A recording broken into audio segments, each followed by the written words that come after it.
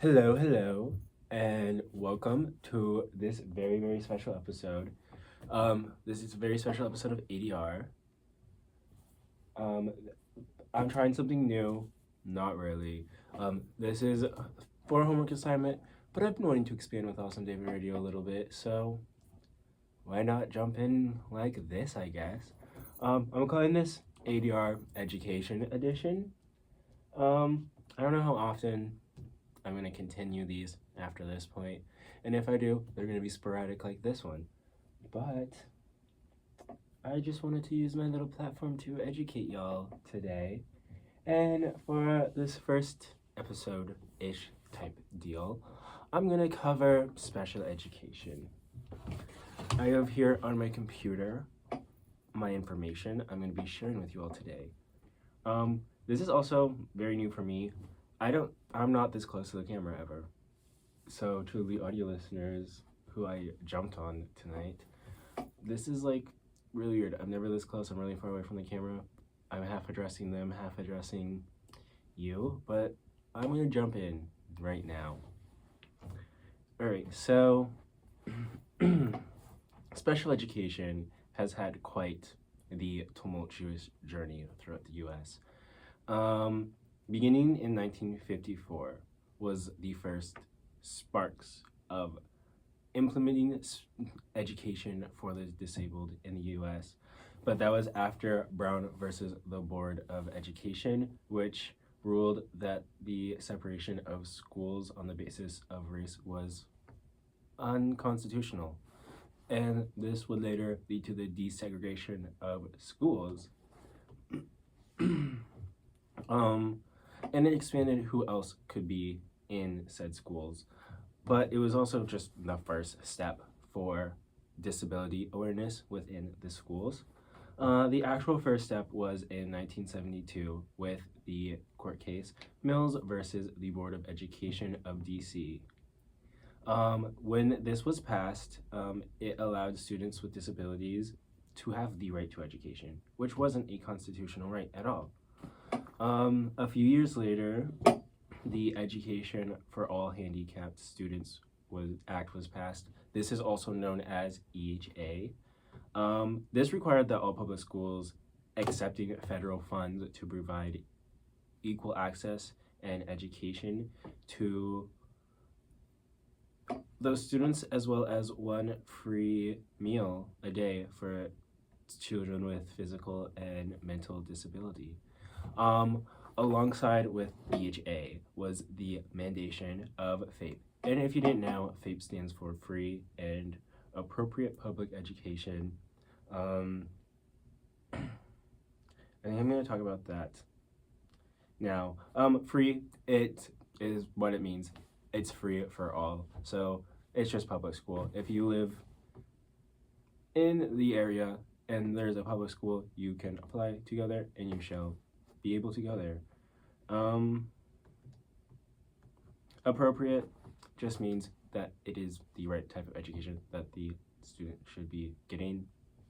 Like they are meeting all their needs. They're not leaving any needs behind.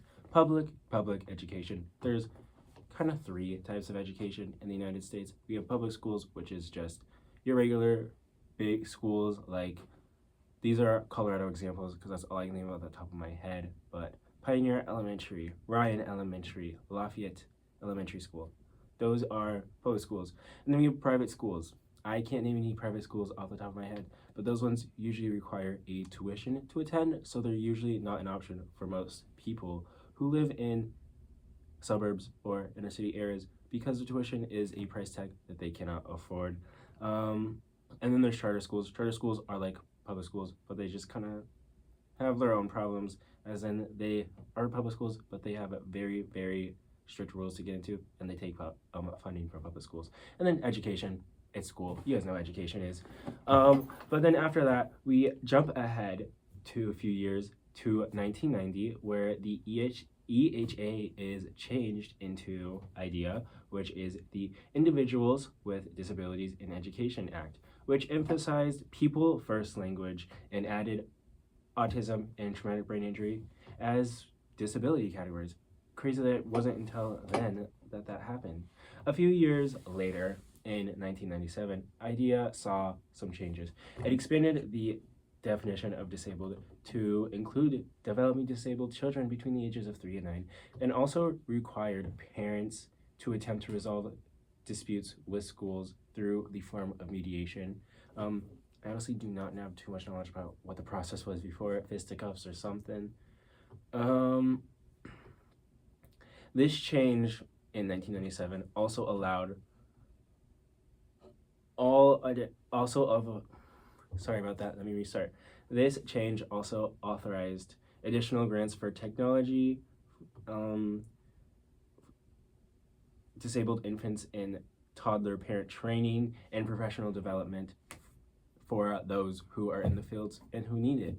And then in 2004, more expansion took place when an idea was reauthorized once again, and it was to be aligned with No Child Left Behind.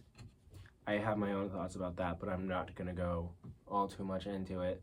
But it also put a stronger focus on special educators, requiring them to be qualified to be teaching this set of students, as well as evidence-based practices for their teaching methods. They can't just waltz in there and do something without any evidence that these methods show success and are trackable.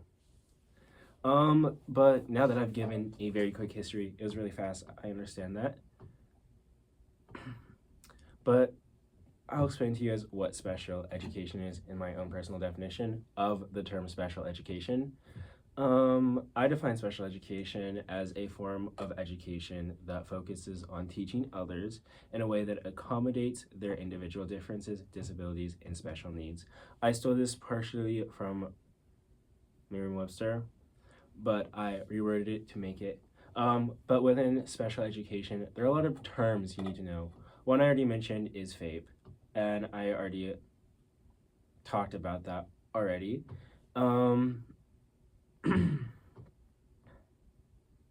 Another acronym that is essential to special education, it might not be used as often for family members, but it is used a lot in the classrooms, and that is LRE, or least restrictive environment. A modern goal for modern education is to have the child with special needs in the general education classroom as much as possible, interacting with other students as much as possible, and learning these social emotional lessons and learning alongside these students as well, as to not really feel differentiated or outcasted.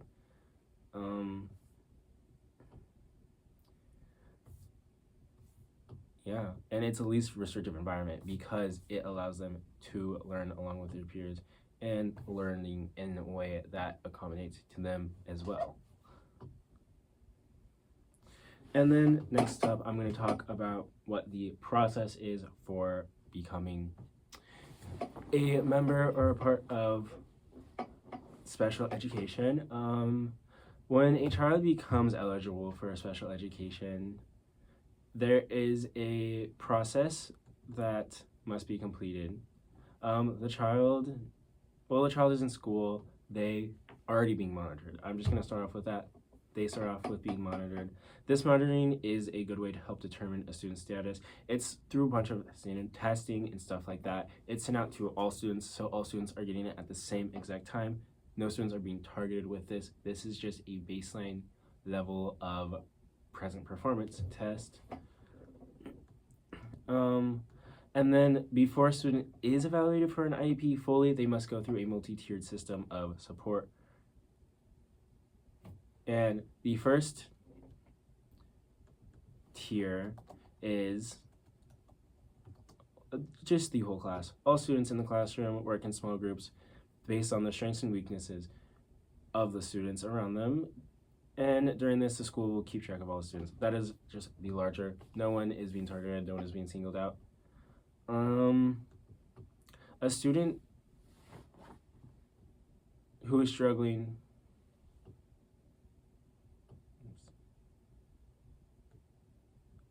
Tier 2 is a set of smaller group interventions, and this student will still attend Tier 1 counseling and work, but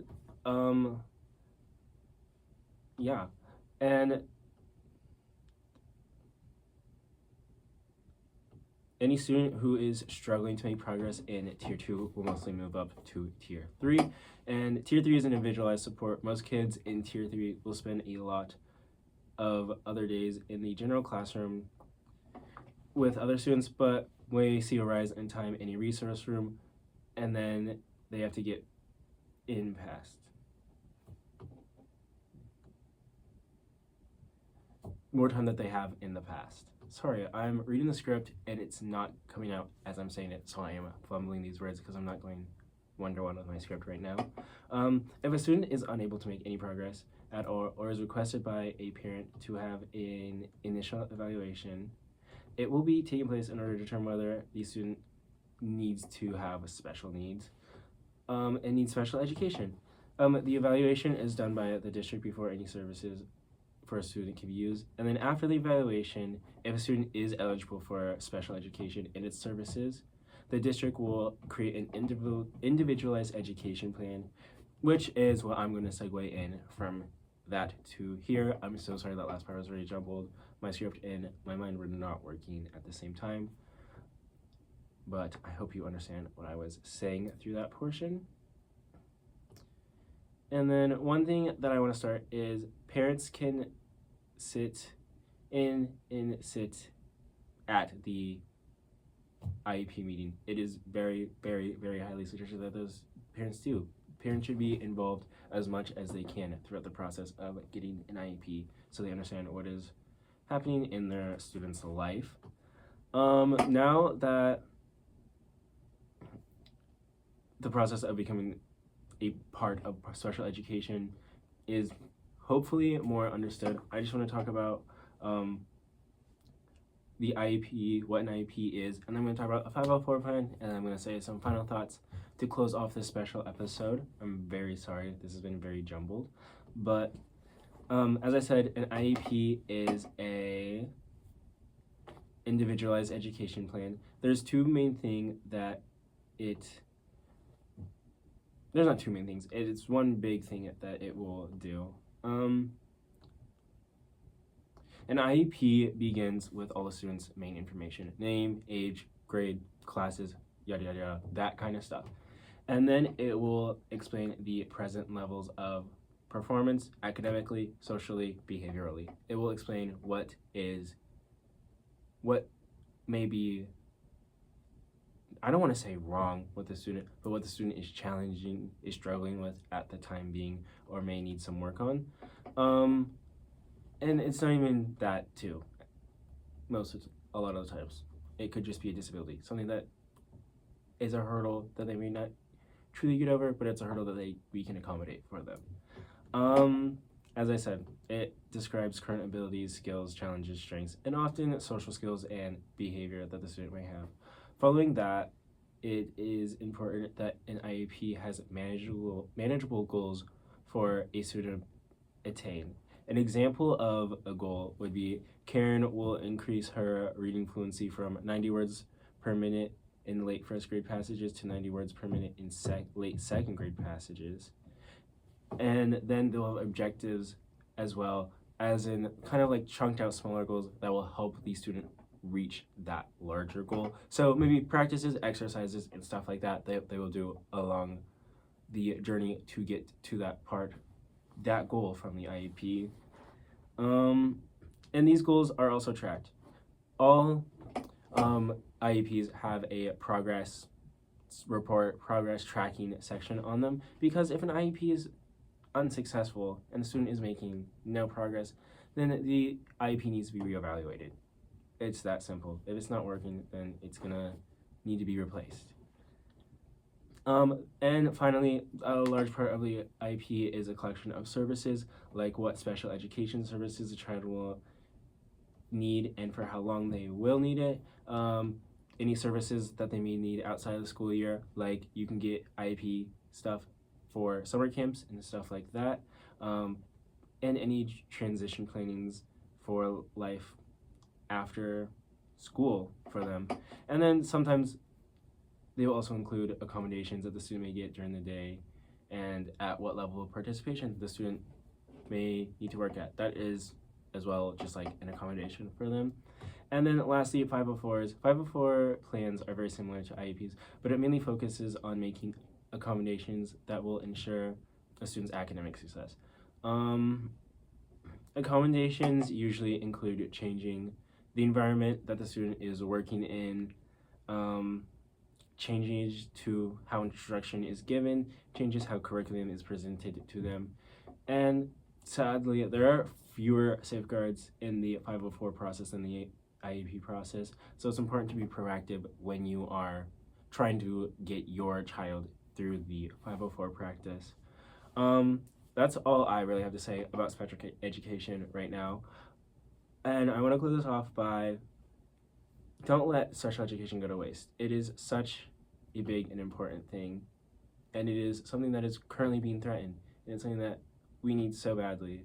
So if you want to go learn more about special education, please do. It is so important that you learn about it.